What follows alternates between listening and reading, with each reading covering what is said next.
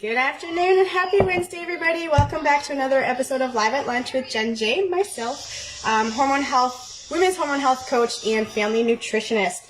Today, I am going to show you and explain to you how to build a balanced smoothie. So let me know in the comments where you're plugging in from. Show me some love. Give me a heart over here.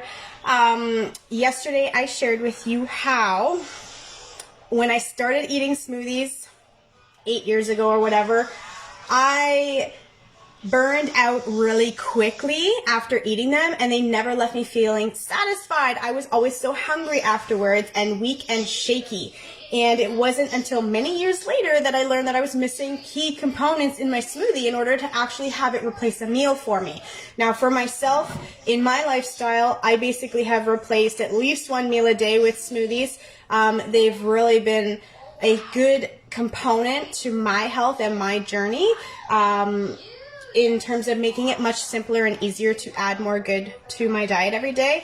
Yesterday, I talked about how the five benefits of adding smoothies to your daily routine. So if you want to take a look at that, go ahead back to my profile and you're going to want to look for that. You can type in the search bar Live at Lunch 5 benefits to adding smoothies to your daily routine. So today I'm going to show you and explain to you how to build a balanced smoothie. Now, when I was making my smoothies way back when, I was only using 2% milk and frozen fruit, and that was it.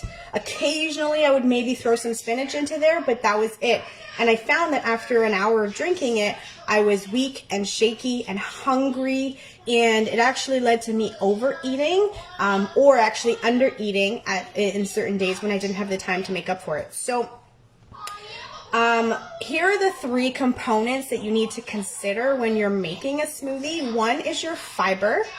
So fiber is actually what helps us feel full physically, right? It fills our stomach. And because when we're making smoothies, we're already, by blending that food, we're already starting to break down that fiber. The more fiber we can have in our smoothies, the better, in order to help us actually feel physically full and to sustain us, all right? The second thing we need to consider is our protein. Protein helps us feel fuller longer than that fiber component. So fiber is like that immediate source of fullness and satiety, and protein is the one that's going to sustain us, okay? But then the last thing we need to consider, and this is something that I didn't have in my smoothies when I was using milk and frozen fruit, are healthy fats. So with our healthy fats help to sustain our blood sugar levels so that we don't have these fluctuations. And by including these healthy fats in our diet and in our smoothies specifically, it actually helps sustain our energy levels because we don't have blood sugar crashes as our body begins to absorb and work its way through the carbohydrates and the fiber that we're eating, okay? So those are the 3 components, but then how do you build it in a balanced way, right? So how do you make sure you're getting enough of the right kinds into your smoothie in order to actually get that, optimal experience from your smoothies? Now, of course, there's a couple of things to consider. First and foremost, why are you drinking a smoothie? Let me know in the comments. Is it to replace a meal? Is it, after a workout? Is it to get more fruits and veggies into your diet? Why are you drinking it? Because why you're drinking it is actually going to determine really how you're going to build this smoothie. But I'm going to, take a collective approach and assume that you're drinking smoothies on a regular basis just because you are replacing a meal. And I know for me specifically, that's why I'm drinking smoothies. And so with that in mind, there is basically a ratio that we want to contain in our smoothies. So I'm going to actually going to make a smoothie with you here. So I'm just going to prep this while we talk here. And so what we want to do is we want to have, of our smoothie, 50% should be the fiber component, all right? So this is really what's going to help us feel fuller and satisfied from our smoothies, because we don't, I know personally that smoothies don't always feel satisfying if they're not built the right way. So here in my smoothie is I'm actually going to be using 3 dinosaur kale leaves. I think this is dinosaur. It came off my tower garden. Just went outside and picked it before we came live here. So I'm using 3, and I'm actually going to kind of show you like what it looks like, so you don't have to, you know, weigh or measure your food unless you are, you know, you've got really big health goals or really intense body changing goals. The average person really doesn't have to weigh or measure their food in any way, and there's actually a lot of simple ways to eyeball or to measure at home without actually measuring. And what I mean by that is we're actually just going to use our hands. So our hands are a really great way for us to understand how much food we're putting into our meals and how much we can actually eat, and I'll explain that to you in a second. If you put your 2 fists together, this is the physical size of your stomach organ. That's it, that's all. So how often do you make a meal that is bigger than that? Now, of course, our stomach has some flexibility and some stretch in there, but we really don't want to be stretching it all that much, right? So we really want to make sure that we are leaving room in there for all of our food to sit and digest and, you know, the way that it should be, right? So in this sense here, we're going to be using like one pretty big handful of dark leafy greens. Hey, who do I have here with me? Let me know in the comments. So 1 handful of greens, and then I'm using like another handful of cucumber. Okay, so I'm actually making a green smoothie right now. I actually already had a smoothie today, so this is going to be my lunch basically while we get through this. So I decided to make it green so that at least I can get in a ton of veggies. So now tomorrow I'm going to actually be sharing some of my favorite veggies to sneak into your smoothies, especially if you've got kids at home and you're trying to increase how many fruits and veggies, especially veggies, that you're trying to feed them. So I'll be sharing that tomorrow, so make sure you stay tuned for Live at Lunch tomorrow. But in the meantime, we're basically looking at like 2 good handfuls of vegetables right here, okay, of our fiber-based food. But when you're building your smoothie, depending on the way your blender is made, so mine, you can see the blades are in the bottom. If you were using, say, excuse me, a bullet, a magic bullet, where the blades actually go on the top until you flip it over, then you're going to work this in reverse. But basically what we're going to do here is we're going to add our liquid first. So you want your liquid to go in against the blades first. And I'm actually going to just make a small smoothie, so I'm only going to add about a cup. Now this is coconut water. I really enjoy coconut water in my smoothies, especially if I'm trying to increase my electrolytes and the alkalinity in my body, which again, if you've been hanging around a little while, you know that I've recently just released, yay, finally, it's on sale officially, my plant-based alkaline diet cookbook. So you can grab that off of Amazon. Again, the link for that is in my, my bio. Now, so I'm just adding about a cup because I really don't need a big smoothie. This is just my lunch. And I'll probably have a snack later this afternoon with my daughter. So that's in there. Then I'm going to add my fibrous foods. So I'm going to add in my kale and my cucumber. Okay, that's all in there. Then the next 2 components will be our protein and our healthy fat. So in my case here, I'm going to do my healthy fats first. Now, healthy fats would be things like nuts and seeds, coconut oil or coconut milk, like the full fat, or things like peanut butter, almond butter, nut butters of some kind, seed butters, tahini, that sort of thing. These are like your healthy fat sources, okay? Now, when you're building a smoothie, yes, your nuts and seeds do contain protein, and from a plant-based perspective, they actually contain quite a bit of protein, as compared to say kale or cucumbers here, right? So they do contain quite a bit, but when we're building smoothies, we really want to make sure that we're having a source of both. And in this case, nuts and seeds and butters fall into the fat category, all right? So in my case here, I'm actually just going to be using 2 Brazil nuts. Now, Brazil nuts are really great for selenium intake, which women with hormonal imbalances, this can actually be a really good way to help stabilize your thyroid. Now, of course, this is all not medical suggestions, so take that with a grain of salt. Make sure you discuss your specific situations with your doctor, your dietitian, your nutritionist before actually taking any of that on, because selenium, you actually can overdose on it and it can be very dangerous. So make sure that you are consulting with your appropriate practitioners before taking that on. But in my case here, I'm actually going to be adding 2 just to make sure my selenium is nice and high and my thyroid is functioning well, then I have no metabolic issues. It's easier for me to maintain my weight and my energy levels stay up, which is of course always a bonus. So that's in there. Then the protein component that I'm going to be adding to mine today is just a protein powder, whole food, plant-based. But other options that you could add to your smoothies for protein would be things like Greek yogurt, which is known to have about 8 or 9 grams per serving, which is pretty significant for a smoothie, okay? And of course, there's always ways to bump that up, like using a protein powder. Other ways you can bump it up would be using things, again, like hemp hearts.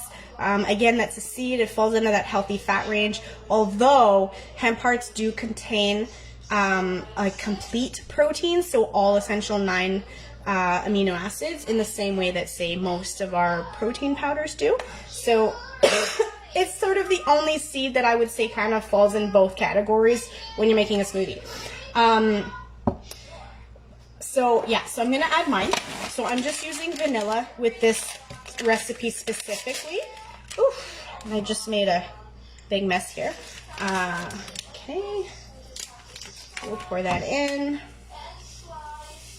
And then the last 2 things that I'm going to add to my smoothie. So this is basically like your base smoothie, okay? So you've got your fiber, which is twice as much basically as your protein and your healthy fats.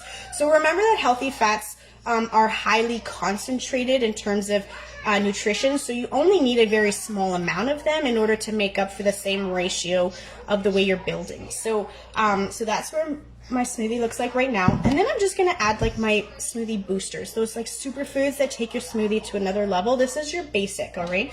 So with this recipe here specifically, I'm going to be using some fresh ginger. So I just cut a slice off, actually I cut a big chunk off, and I'm going to peel it and then just add it right into my blender. Let me know in the comments if you're a fan of ginger in your smoothies. Not everybody is. It can be really strong tasting. I actually love how fresh it tastes in a veggie-based smoothie. I'm not a fan of it in a fruit-based smoothie unless there's citrus in it, which I just find complements the flavors amazingly. So I'm just going to add that in there. And then the last component I'm going to add to this is actually some fresh squeezed lemon juice. I'll just slice up my lemon here. And then, and you guys are going to laugh at this, so I only recently learned, maybe about 6 months ago, how to actually use this. So in the past, I have literally always just hand squeezed my lemons and limes. And when I finally invested in just like, what do you call these? I don't know what you call these. Let me know, like, can somebody tell me what this is called? Like a lemon juicer, right? When I actually got one, I always thought that you put your fruit cut side up and then you squeeze. And I had no idea that you're actually supposed to put it the other way. Like, no idea. And it was somebody in my stories that told me, like, hey, you're using that wrong. You'll actually get more juice out if you put it the other way. Plus, it catches the seeds, apparently. So let's give this a try. So I'm just using half a lemon in this recipe here. By the way, if you are enjoying this episode so far, hit the love button, show me, hit that heart button, show me some love, and share this so other people can enjoy it as well. Thank you. Look at all the hearts coming in, you guys. You're awesome. Okay, so, like, I don't feel like that actually got a lot of juice out. I don't know. Am I still using it wrong? Like, I'm going to try this way and see if maybe I can, like, double squish it. Let's see if that gets some more out. See, okay, so it did actually get quite a bit more out. I don't know if you can see that there. Let's try again the other way now that I've kind of opened it up again. I don't know. Yeah, I'm still getting quite a bit of juice out of here. This is interesting. Cool. Anyways, okay, so I think I got enough. So then that's all there is to it. Then you would throw your lid on and blend it up, and that's really as simple as it gets for building smoothies. Of course, there are ways to really take your smoothie to another level, but I'm going to be sharing more about that later this month. I don't want to overwhelm you with everything here today either. So if you have questions, because this whole month is going to be about smoothies, if you've got questions about smoothies, let me know in the comments. I can definitely come on and walk you through what that would look like or how to do it or whatever the case may be. Like I said, tomorrow for Live at Lunch episode, I'm going to be sharing some of my favorite vegetables that you can be adding to your smoothies. And this is one of the reasons why I love smoothies, is because you can actually add so many foods that you wouldn't normally eat in these combinations. Like yesterday I made the comparison of eating a banana with spinach. Like most of us would never think twice of putting those on our plate together, right?